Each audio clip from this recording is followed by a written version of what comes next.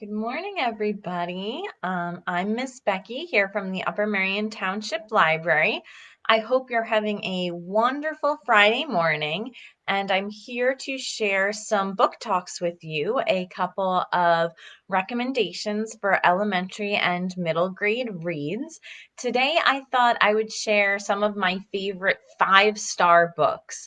So what I did is I actually keep track of everything that I read through Goodreads, and on that website, you can give a rating to what you read.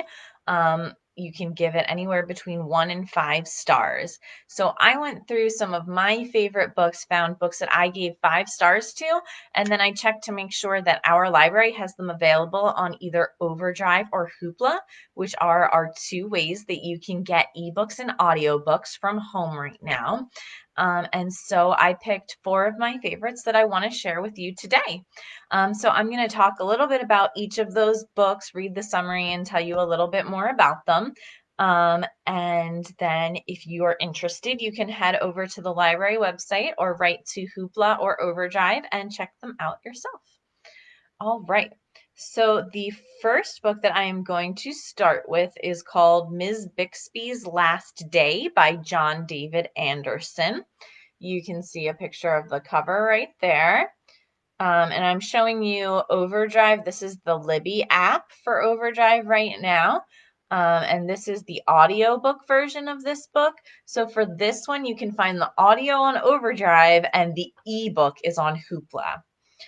So let me read you a little summary of what this story is about. Everyone knows there are different kinds of teachers. The boring ones, the mean ones, the ones who try too hard, the ones who stopped trying long ago, the ones you'll never remember, and the ones you'll want to forget. Ms. Bixby is none of these. She's the sort of teacher who makes you feel like school is somehow worthwhile, who recognizes something in you that sometimes you don't even see in yourself, who you never want to disappoint. What Ms. Bixby is one of a kind. Topher, Brand, and Steve know this better than anyone, and so when Ms. Bixby unexpectedly announces that she won't be able to finish the school year, they come up with a risky plan, more of a quest, really, to give Ms. Bixby the last day she deserves. Through the three very different stories they tell, we begin to understand what Ms. Bixby means to each of them, and what the three of them mean to each other.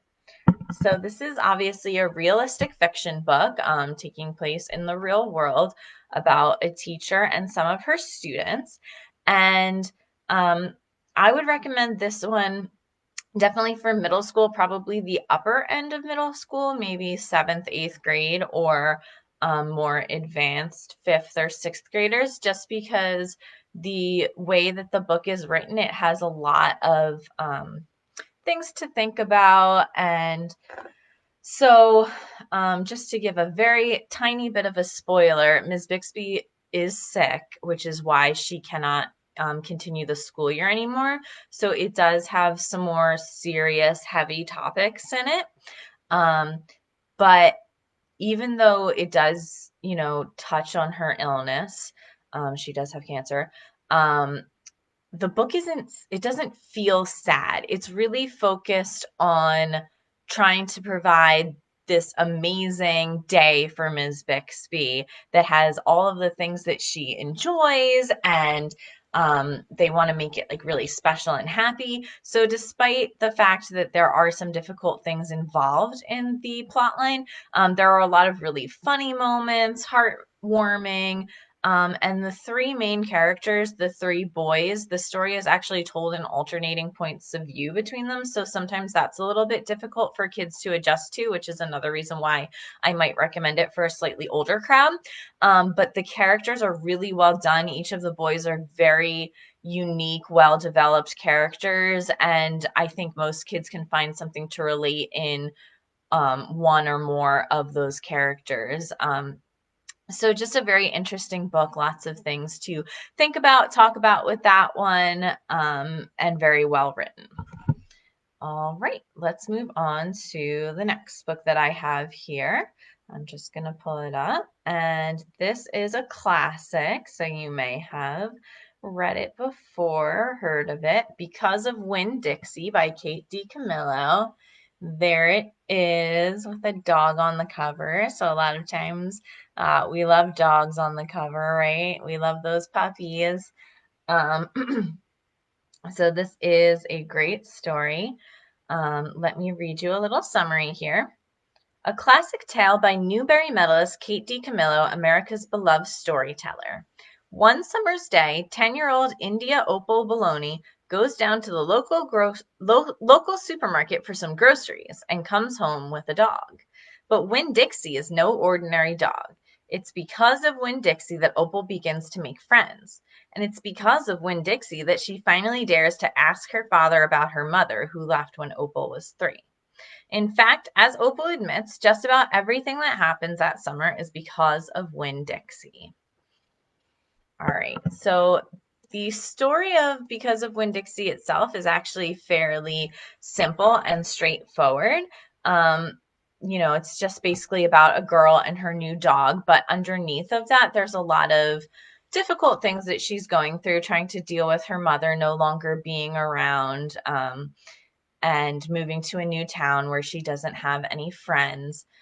So there's a lot of very real emotions that she deals with in this book. The main character is 10, but the book itself is pretty short and easy to read, so it's a good option for upper elementary as well as middle school, I think.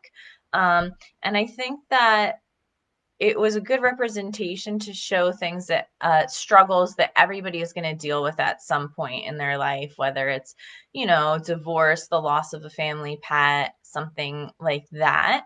But it is just a sweet little story. And again, especially featuring a dog. So kids always love books with dogs in them. So that's a fun option for that. All right, the next book I want to talk with you about, just pull it up. This is a nonfiction book. It is a autobiography or a memoir, depending on how you want to frame it, and it is called I Am Malala. It is by Malala Yousafzai. And you may be familiar with her name from the news. Maybe kids have heard of this book before, but if they haven't read it, it's a really great option. This one is available on both Overdrive and Hoopla right now, but it does have a wait list on Overdrive. So if you want to use Hoopla, I would recommend that because then you can read it right away. So here is the description of I Am Malala. A memoir by the youngest recipient of the Nobel Peace Prize. I come from a country that was created at midnight. When I almost died, it was just after midday. When the Taliban took control of the Swat Valley in Pakistan, one girl spoke out. Malala Yousafzai refused to be silenced and fought for her right to an education. On Tuesday, October 9th, 2012, when she was 15, she almost paid the ultimate price. She was shot in the head at point-blank range while riding the bus home from school, and few expected her to survive. Instead, Malala's miraculous recovery has taken her on an extraordinary journey from a remote valley in northern Pakistan to the halls of the United Nations in New York. At 16, she became a global symbol of peaceful protest and the youngest nominee ever for the Nobel Peace Prize. I Am Malala is the remarkable tale of a family uprooted by global terrorism, of the fight for girls' education, of a father who, himself a school owner, championed and encouraged his daughter to write and attend school, and of brave parents who have a fierce love for their daughter in a society that prizes sons. I Am Malala will make you believe in the power of one person's voice to inspire change in the world. So again, true story. Everything in here is real, but it is definitely a difficult topic to read about, sometimes to talk about with kids. But I think the fact that the book is written by Malala herself, coming from her point of view, experiencing this as a 15-year-old, that really lends a lot of ways that kids can relate more to her. This isn't coming from some adult, it's coming from someone who's close to her in age. And even though it deals with difficult things, her story is extremely inspiring, and her message of peace, I think, is really important in our world. And they do have there is the Young Readers Edition, which is recommended for the younger group because they, take out some of the more difficult parts of the full story. So we do have that Young Readers Edition, which is a good way to still introduce kids to that topic while not being overly, I guess, graphic. Um, so just a good message and a good way to teach kids how to be selfless and brave and think of others and stand up for what they believe in and caring about important issues outside in the world. All right, and the last book I'm going to share with you today is an interesting one. It is called Every Shiny Thing, and it is written by Cordelia Jensen and Laurie Morrison.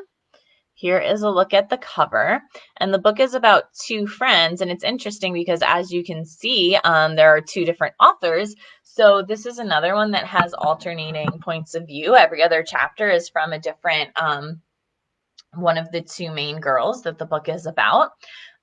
So one author wrote the story from the one girl's perspective, and the other author wrote the story from the other girl's perspective. But the most interesting thing about it is that the one girl's story is told in typical prose fiction writing. The other girl's story is told in verse, so written more like poetry. So they feel very different, but it still works really well. So let me read you, this is another realistic fiction book. Let me read you the description here. In this beautifully constructed middle grade novel, told half in prose and half in verse, Lauren prides herself on being a good sister, and Sierra is used to taking care of her mom. When Lauren's parents sent her brother to a therapeutic boarding school for teens on the autism spectrum, and Sierra moves to a foster home in Lauren's wealthy neighborhood, both girls are lost until they find a deep bond with each other. But when Lauren recruits Sierra to help with a Robin Hood scheme to raise money for autistic kids who don't have her family's resources, Sierra has a lot to lose if the plan goes wrong.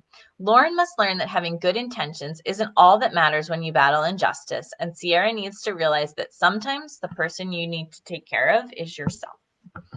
So a good school friendship sort of story between two girls who are extremely different. Lauren comes from a very privileged sort of background neighborhood. She always gets everything that she wants. She's the type of kid that gets a new iPad for Christmas, whereas Sierra is in the foster system. She is living with a family that just takes her in temporarily, and she doesn't have a lot of money or stuff like that.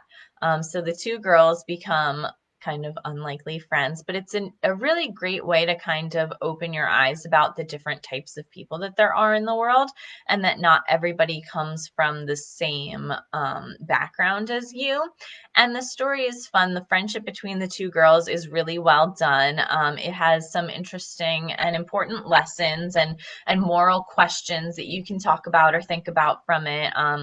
The summary referenced a Robin Hood scheme, which was the idea that, well, maybe if she takes small items from rich people who don't really need them and gives them to poor people, is that okay? Should she be doing that? Yes, she's kind of like stealing from her rich friends' houses, which is obviously wrong, but she's trying to justify it by saying that it's for a good cause. So kind of an interesting look into figuring out how to do the right thing while, not actually doing something bad. There are ways that we can help people that aren't harming others. So just another good, interesting thing to talk about there. So those are my 4 recommendations this week. Hopefully something sounds interesting to you. As I mentioned, these books are all available online for you on either Overdrive or Hoopla. We're sharing some resources this week on Facebook and Instagram about how to use Overdrive and Hoopla, as well as the differences between the two platforms. So if you're not using either of them right now, but you want to start, or you're not sure when you should be using one or the other, you want to check those out. But typically, I just check both to see where a title might be available. And you can usually find it on either one or the other. For the books we talked about today, Every Shiny Thing and Because of Winn-Dixie are available on both platforms. I Am Malala is available on Overdrive. And Ms. Bixby's Last Day is available as an ebook on Hoopla and an audiobook on Overdrive. So that's where you can find those titles. So hopefully you find something good to read for this week, and we look forward to seeing you next week. We're going to be having story times on Monday and Wednesday morning at 10:30 and another book talk on Friday morning at 10:30. So I hope you have a great Friday afternoon. Thanks for joining me this morning.